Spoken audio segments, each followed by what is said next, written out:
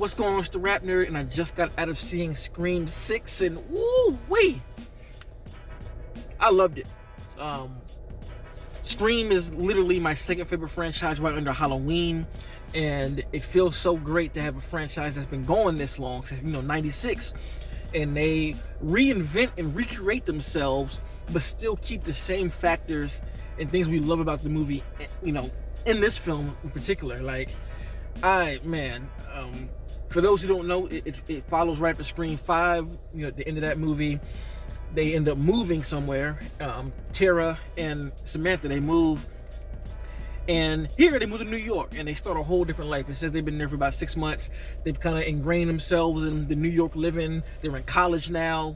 Well, the younger kids, Sam is just kind of there playing like guardian angel, looking over everybody. But they started a whole new life, and here we are, and it's October. And so there's a lot of moving pieces in this thing that just set it apart from everything, man. For one, it being in New York really, really, really does the film justice and makes it feel like something completely different than anything in the franchise. And they used every ounce of that possible. And I can't say enough how much I dug the location difference. Because they use the subways to the best of their ability. They use the tight street alleys at the best of their ability. They use the small apartments, like everything that you associate New York or even a big metropolitan city that like you're used to. You can name anyone, but like just like the really, really, really metro type of feel, they double down on that, and it makes stuff different. Having groups of people always around, it keeps you looking, it keeps you wondering where Ghostface is. And then to reference what I just said, it's in October, so there are Halloween parties going on, people walking around the streets with costumes on. And I lived in I lived in North New Jersey for a year, and we were there during October, and every time we went in October, it literally was just like this. You get on the subway, people have on costumes, lights flickering, and you hear people going like, woo, like it's a ride and all that.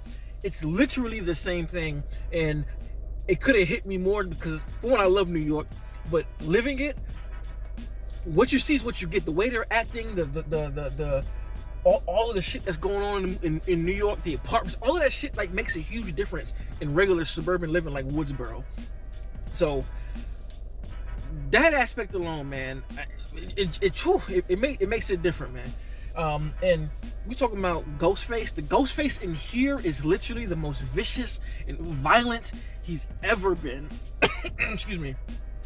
From the jump, we all know Scream starts off with a first kill. This one is like nothing we've ever seen. And such smart writing. The way they threaded this film directly from 5 to let you know what's going on in this scene, fantastic, man. Like, as soon as you meet the first character, they start talking, and little hints here, like making you be like, okay, where's this going? Because the first kill is always connected to the story somehow, right? And the way they do it here, it's like a fish on a hook. Like, they reel you in like steadily, and then it just happens quickly, and then it just takes off in its own. And I say that to say, the first kill, boy, they let you know what the fuck you're in for from the jump. I mean, this is, in all of the movies, what they show in this first kill is some shit that we've never seen. We've never seen this level of violence that we saw in this first kill in any of the movies. Like, was not expecting that at all. Wasn't expecting that. But the brutality carries on, throughout the film. Like, Ghostface, literally, this is the scariest he's ever been. Like, think about Mike Myers, right? I think people's most scary Michael Myers is the Rob Zombie version, and then I feel like the new trilogy, this Michael Myers ain't nothing to fuck with. Picture, like, that's the type of Ghostface this is. Not playing around. I mean, he's doing people extremely dirty. It was like, I don't know if you ever heard of the term, give him a $150. He gave motherfuckers 300s. Like, that shit is wild. But other than that, the character dynamic is still great. The same characters coming back from the previous film, and is it Mindy being kind of like Randy, being the explanation about what's going on and how to find the killer and save themselves, and you got a few new characters that get brought into the mix. And of course, Kirby's back, so that's always a plus. And I really like what they did with her character, because I was wondering, how does she fit into all of this? Because when you last see her in the Scream 4, you know, I thought she passed, but of course Scream 5 had an Easter egg to show that she was still alive. And what they did with her character I really liked, and there was a reasoning for her being there. I enjoyed that. They even made a reason for Sam and, I just said her name, what's the sister's name? It's not Sam and Tara. Yeah, there we go. The reasoning for them staying in New York when the shit starts to pop off, there's a reason why they just don't flee. I'm glad that they answered that, because I was literally thinking, like, why don't they just go? But something happens and it's like, oh, you can't. And then it makes even more sense once the reveal of the killer happens, because this one really, it tricked me, because I didn't know who it was. I had an idea of who it could be, and they kind of make it obvious who this you know, people who it could be, but I'm like, they don't seem capable of this kind of stuff. But once everything comes together, you're like, that's how all of this is happening, right?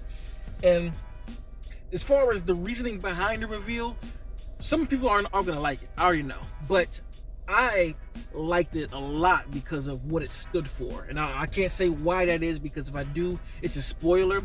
But I remember when it did happen, I kind of was underwhelmed at first. I was like, but then it clicked, and I was like, but this is blah blah blah blah blah, so it makes sense, and I fuck with it. So really like the reveal. Beautifully shot,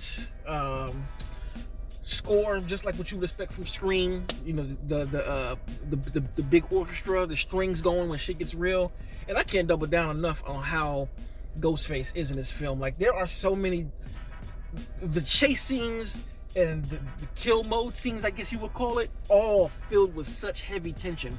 Masterful directing to build that tension, man. Like, there's just little clips and stuff, little details in the direction that really amplify the terror in the film. Like, the movie's literally scary. Like, there are moments where I was like watching it like this, and I don't think I've ever been like that watching a Scream movie. They're all just fun, but there are real instances of terror. Like that bodega scene in the trailer, shit is nothing like the film. I mean, let me not say nothing, but like the film stretches that moment so far out like a rubber band that it's just so tension filled. Like the part when they're crawling on the floor, not a spoiler, but whatever, not a spoiler. And I think they even showed it in the trailer where they're trying to be quiet and there's a can on the floor, and the camera's just on the can, and you see Sam's hand like kind of ducking down really slow, trying to grab it without making a noise, and it's flashing back to Ghostface walking around. Like little small moments like that, or even the moment when, you know, at the bodega they're peeking through the aisles and you can see Sam's eye looking through, and you see Ghostface kind of like walk by. It's small stuff like that they do throughout the film that just amplifies the tension so much and makes it legitimately terrifying. And the way Ghostface is just moving here, I'm telling you, bro, it is, oh man, like legitimately scary. Wasn't no goofy shit about this dude, nothing whatsoever. All of that, you know, swiping all crazy and wild. No, he's swinging to kill your ass. Like it ain't no jokes here at all. What else can I say about the characters? What's her brother's name? I forgot. Mindy and Chad again. I mentioned Mindy, but Chad, I really liked him in this film because he was a no-nonsense. Like when it came down to like protecting people and doing what he needed to do, he didn't play around, and I enjoyed what they did with the character. I do have one gripe, excuse me, that I can think about this movie that I can think of, but I can't say because it is a spoiler, and maybe I'll do a spoiler review and talk about it, but I wish something else would have happened in regards to the characters. I'll say that. Who else? What else can I say about this film? I loved it, man. I just really love how they were able to do so much in one film as far as atmosphere, because while it takes place in October, you see people in costumes, so it kind of captures this like Halloween-esque vibe, but it also captures this college campus vibe as well. So it's like a combination of school and Halloween which is a great vibe on its own, but then they put it in the middle of a metropolitan city like New York, and that just adds a whole different feel. So I've never really seen a film like this. Like, there aren't that many movies that I can think of, slashers specifically, that take place in metropolitan areas like this. I mean, I'm thinking about, like, you know, what's the shit called? Not Bad Cop. What's it called? Mad Cop. Fuck. What's the name of it? I am drawing a blank. It's about a cop who comes back to life. He's in New York City. I'm so upset that I'm missing this, but it's a slasher from the 80s, and it's like a trilogy. If you know what movie I'm talking about, comment below. I'm so upset about not remembering the name of that movie. But anyway, there aren't that many slashers in the metropolitan area that like capture it and let you sit in the city aspects of the film the way this movie does. So it just gave me something new. I just loved it. And, oh man, like, super dope entry to the Scream franchise. Jesus, super dope entry. And I can say the actress who played Samantha, forgot her name, so no disrespect to her, but I've got to give her kudos and clap it up, because she stepped her acting up quite a bit in this film. Like, I watched Scream 5 earlier, and wasn't the gripes I had back then. I don't know if I ever vocalized it, but her acting was a bit in that film. But here, totally believable, selling the emotion. You could feel her pain and all the things that she was going through, and they put her character through so much in this film. The way they flip this tragedy that happened in Scream 5 is just really great writing. I love how they did that aspect. How it's like, it almost like literally may turn people off, but don't compare it. But it's almost like what they did with the new Halloween trilogy in regards to Laurie Strode.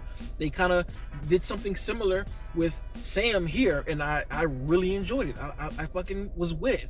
And honestly, this movie kind of reminds me, as far as like how it chose to go about it, you know, brutality, almost like Halloween Kills. You know, I know a lot of people didn't like that movie, but I think it does a small reinvention of itself in a similar aspect. And again, don't hear that and get mad and you know, think it's bad, because it's not. I'm just saying, as far as the aspects of ramping up the brutality to show a different level, adding a different layer to the movie that we've never seen before. But man, I fucking love this joint, man. You know, I'm a huge fan of slashers, and this one right here, son. Let me think about anything else before I get out of here. I mentioned the score. The characters are great. Excuse me. Sydney is not in the movie. As you all know, you know, she didn't come back for it. But honestly, I did not miss her presence, to be real. I didn't really miss it. You know, it would have been cool to see her there, but the way the story works out, it wouldn't make sense for her to be there at the same time. But I would have liked to see her there, but they pulled a great movie off without having Sydney in the entry, even though she's mentioned, which is still dope, keeping the legacy going. But dope movie. If you're a Scream fan, you will like this movie. I'm gonna say at the minimum, you will like this movie. But I loved it, knowing what I know about this franchise and it being my favorite. They checked off all the boxes for me. I couldn't ask for more. So if you've seen Scream 6, let me know in the comments what you think about it. Where do you rank it? What was your favorite moments? Put spoiler there if you want to, but please do that for people who haven't seen it. But woo, this was so damn good. Anyway, if you like this kind of content, make sure to like and subscribe. And until next time, peace. RapNerd Productions, no capping, that's word to mommy.